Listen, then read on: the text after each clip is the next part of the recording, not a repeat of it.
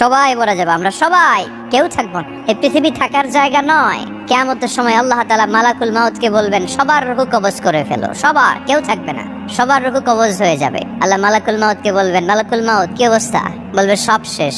মাইয়াব্বা, কে বাকি? মালাকুল মাউত বলবে জিনেরা বাকি, যাদেরকে দেখা যায় না। আল্লাহ বলবেন জিনদেরকেও শেষ করে ফেলো, রূহ কবজ করো। মালাকুল মাউত আজরাইল জিনদের রূহ কবজ করবে। আল্লাহ এবার জিজ্ঞেস করবে, ইয়া মালাকাল মাউত আখবিরনি মাইয়াব্বা, এবার বলো আর কে বাকি? মালাকুল মাউত বলবে, আল্লাহ মানুষগুলো সব শেষ, জিনগুলাও শেষ, এবার বাকি ইবলিস শয়তান। কে বাকি? ইবলিসও শেষ করো, ইবলিসও শেষ।